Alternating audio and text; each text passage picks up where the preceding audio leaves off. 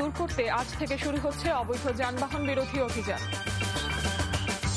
আজ ভয়াল 21 আগস্ট। আওয়ামী লীগের সমাবেশে গ্রেনেড হামলার পঞ্চম বার্ষিকী, এখনো বিচার হয়নি ঘটনার সাথে জড়িতদের। পার্বত্য চট্টগ্রামে সেনা প্রত্যাহারে নিষেধাজ্ঞার আবেদন হাইকোর্টে খারিজ, 3 জেলায় সড়ক অবরোধ।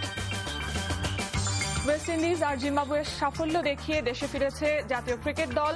অধিনায়ক বললেন, দুটি সফরই ধারাবাহিকতার ফসল।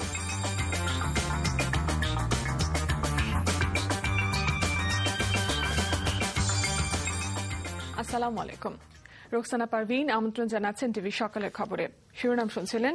এছাড়াও দেখবেন পার্বত্য এলাকা থেকে সেনা প্রত্যাহার নিয়ে ধারাবাহিক রিপোর্টের শেষ পর্ব।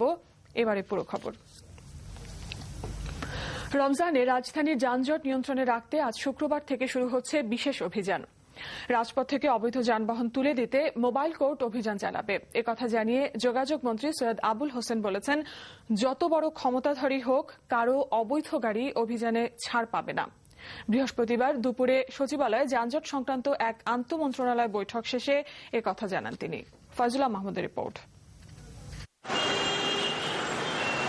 প্রতিদিন গড়ে 130টি করে গাড়ি রেজিস্ট্রেশন নিয়ে রাজপথে নামছে, আর অবৈধ গাড়ির তো হিসেবই নেই। রাজপথের এ নতুন গাড়ির সাথেই পাল্লা দিয়ে বাড়ছে যানজট। সব শক্তি, সব জনবল ঢেলে দিয়েও কোনোভাবেই নিয়ন্ত্রণে আনতে পারছে না পুলিশ। একটা গাড়ির সাথে একটা করে স্পর্শ করে অবস্থা রাস্তার মধ্যে, মৌমাছির মতো গাড়ি রাস্তার মধ্যে। এখন ট্রাফিক আমি গাড়িগুলি তো আমি আকাশ দিয়ে নিয়ে যেতে পারবো না। 9 তারিখ থেকে এই পর্যন্ত আমার এই কয়েকদিনে আমি 1328টা গাড়ি আমি সিজ করছি, আটকে রেখেছি। এত গাড়ি আমি রাখার জায়গা আমার কিন্তু নাই। অবৈধ রিক্সার বিরুদ্ধে কিন্তু আমরা প্রতিদিন অভিযান চালাচ্ছি। এসব অবৈধ প্রাইভেট কার, বাস ও রিক্সা তুলে দেয়াকেই যানজট কমিয়ে আনার সাময়িক উপায় হিসেবে চিহ্নিত করা হয় সভায়। এজন্য চালানো হবে মোবাইল কোর্টের অভিযান। এছাড়া ফুটপাত না পারলেও অন্তত রাস্তাগুলো রোজায় হকার মুক্ত রাখা হবে, আর যেখানে সেখানে বন্ধ করা হবে পার্কিং। সরকারি কর্মকর্তাদের উচ্চ পর্যায়ের কারো গাড়িও যদি অবৈধ লাইসেন্স থাকে সেটাকেও ধরবেন। জনগণের প্রতিনিধি, তারও যদি গাড়ি অবৈধ থাকে, লাইসেন্সবিহীন থাকে, তাও ধরবেন। কাল থেকেই তাদেরকে ডেপুট করব এই মোবাইল কোর্টের সাথে। আর আজকেই আমরা সংস্থাপন মন্ত্রণালয়কে চিঠি লিখব প্রয়োজনীয় সংখ্যক ম্যাজিস্ট্রেট দেওয়ার জন্য। কাজে আশা করি আপনি আজকে কথা বলছি, কালকে আপনি এর খবর পাবেন।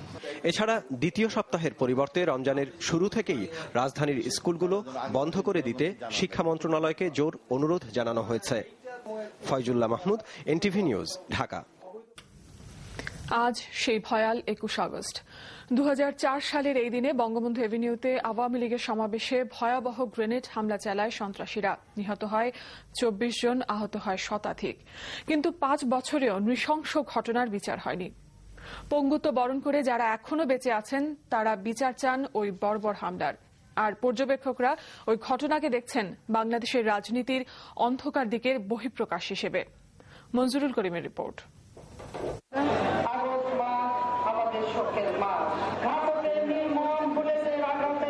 2004 সালের 21 আগস্ট বঙ্গবন্ধু এভিনিউতে সন্ত্রাস বিরোধী সমাবেশে আগস্টেই স্বজন হারানোর বেদনার কথা বলছিলেন শেখ হাসিনা।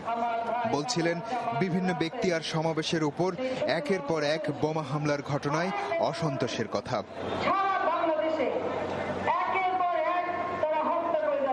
কিন্তু এ কথা বলার মাত্র 15 মিনিটের মাথায় নিজেই যে ভয়াবহ গ্রেনেড হামলার শিকার হতে যাচ্ছেন, তা কি ঘুণাক্ষরেও টের পেয়েছিলেন বর্তমান প্রধানমন্ত্রী?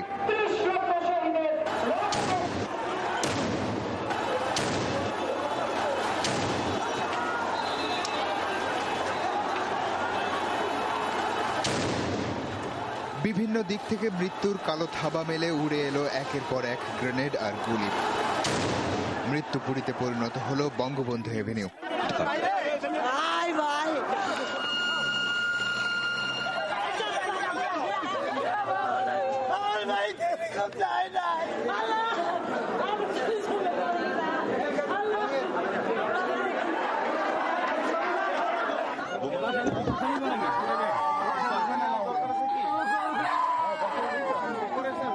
বাস্তবে পা দুটো কেটে ফেলে দিতে হবে। তবুও আমরা চাই যে বেঁচে থাকুক, মানুষটা ঘরে চলাফেরা করুক।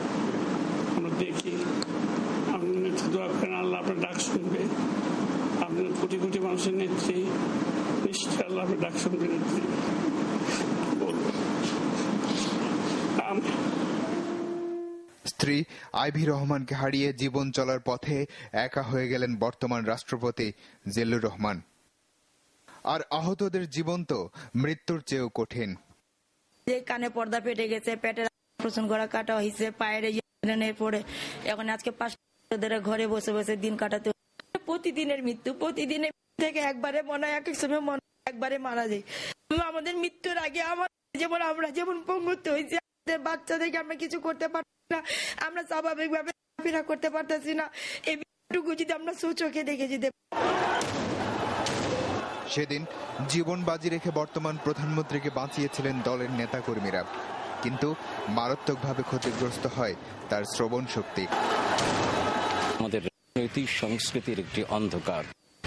আমার মনে হয় আমরা যেন রাজনৈতিক প্রতিপক্ষকে রাজনীতির খেলায় হারিয়ে দিতে চাই না, বরং কূটকৌশল ষড়যন্ত্রের মাধ্যমে তাদেরকে বিনাশ করতে চাই। এমন একটি ঘটনা 21শে আগস্টে। ঘটনার 5 বছর হয়ে গেল। কেউ ক্ষত করছেন শরীরে, কেউ হৃদয়ে। এমন বর্বর হামলায় ক্ষত তৈরি হয়েছে দেশের বুকেও। ওই নৃশংস হামলার ঘটনা পর্যালোচনা করে অনেকেই বলছেন, দেশের রাজনৈতিক সংস্কৃতিকে ধ্বংস করার এত বড় নীলনকশা যারা করতে পারে তাদের বিচার করাটাই এখন জরুরি। না হলে গণতন্ত্র এমনকি দেশের এগিয়ে চলা হুমকির মুখে পড়বে। NTV news, Bangabandhu Avenue, Dhaka. 5 বছরেও শেষ হয়নি 21 আগস্ট গ্রেনেড হামলা মামলার বিচার, কিন্তু জামিন পেয়ে গেল সরাসরি হামলাকারী 2 গুরুত্বপূর্ণ আসামি। স্বস্তির খবর, সেই নিরপরাধ জজ মিয়ার অবশেষে মুক্তি মিলেছে, যার পরিবারকে প্রতি মাসে খরচ যোগাত সিআইডির তৎকালীন তদন্ত কর্মকর্তা। গ্রেনেডের উৎস খুঁজতে মামলাটির অধিকতর তদন্ত চলছে। বিস্তারিত জানাচ্ছেন দিদার চৌধুরী। অবশেষে সেই ঘটনার বিচার শুরু হয়েছে, কিন্তু শেষ নিয়ে সংশয়ে মামলার সাথে যুক্ত আইনজীবীরা। বিচার প্রক্রিয়ার মাঝপথে এসে মামলা দুটি শেষ পর্যন্ত দ্রুত বিচার ট্রাইব্যুনাল থেকে অন্য দুটি আদালতে স্থানান্তর করা হয়। রাষ্ট্রপক্ষের প্রধান কৌশলী মনে করেন, এতে করে মামলাটি 135 দিনের মধ্যে শেষ করার বাধ্যবাধকতা দূর হবে। তবে হামলার সাথে সরাসরি জড়িত 2 গুরুত্বপূর্ণ আসামি আরিফ হাসান সুমন ও মুন্সি মহিবুল্লাহ জামিন পাওয়ায় বিস্মিত আইনজীবী। আরিফ হাসান সুমনের বিরুদ্ধে মোট 7টি মামলা রয়েছে। 7টি মামলায় বিভিন্ন অপরাধ এবং খুব মারাত্মক অপরাধের জন্য এই সমস্ত মামলা তার বিরুদ্ধে আছে, এবং সে বিভিন্ন সময় থাইল্যান্ড, আফ্রিকা এবং পাকিস্তানে গিয়েছে, ভ্রমণ করেছে, এবং ওই সমস্ত দেশের জঙ্গিদের সঙ্গে তার কানেকশন এবং যোগাযোগ ঘটেছে। দেশ কাঁপানো এই হত্যাকাণ্ডের তদন্ত ও বিচার প্রক্রিয়া দীর্ঘ করার জন্য সে সময়কার ক্ষমতাসীনদের রাজনৈতিক প্রভাবকে দায়ী করলেন রাষ্ট্রপক্ষ। সিআইডি তদন্ত কর্মকর্তা তখন নিরপরাধ জর্জ মিয়াকে বানিয়ে ফেললেন মামলার প্রধান আসামি। অথচ হামলায় ব্যবহৃত আর্চেস গ্রেনেড কোথা থেকে এলো তদন্তের কোথাও উল্লেখ নেই। আর এজন্য মামলাটির অধিকতর তদন্তের নির্দেশ দিয়েছে আদালত। এই আর্চেস গ্রেনেড সাধারণ মানুষ ব্যবহার করতে পারে না, বিশেষ ক্ষমতাধর ব্যক্তি ছাড়া এই আর্চেস গ্রেনেডের সংগ্রহ সম্ভব নয়, সরবরাহ সম্ভব নয় এবং সংরক্ষণও সম্ভব নয়। মামলাটির এরকম অবস্থায় এসে যেভাবে এগুচ্ছে তাতে কিছুটা সময় লাগলেও একটি ন্যায় বিচার পাওয়া যাবে বলে আশা করছেন রাষ্ট্রপক্ষের প্রধান কৌশলী। আমরা আশা করি যে যত তাড়াতাড়ি ন্যায় বিচার প্রতিষ্ঠা করা সম্ভব হয়। আমরাও তো বিচার চাই এবং ন্যায় বিচার চাই। তা আমার মনে হয় যে এখন একটা পরিবেশ আছে। চাঞ্চল্যকর এই মামলার অভিযোগপত্রে সাবেক উপমন্ত্রী আব্দুল সালাম পিন্টু, হরকাতুল জিহাদ নেতা মুফতি হান্নান সহ মোট 22 জনকে আসামি করা হয়। এদের মধ্যে 14 জনকে গ্রেপ্তার করেছে পুলিশ। 2 অভিযুক্ত আটক আছে ভারতের একটি কারাগারে। 408 জন সাক্ষীর মধ্যে ইতিমধ্যেই 61 জনের সাক্ষ্য গ্রহণ করেছে আদালত। দিদার চৌধুরী, এনটিভি নিউজ, ঢাকা। সারা দেহে গ্রেনেডের 1800 স্প্লিন্টার নিয়ে দুঃসহ জীবনযাপন করছেন সাভারের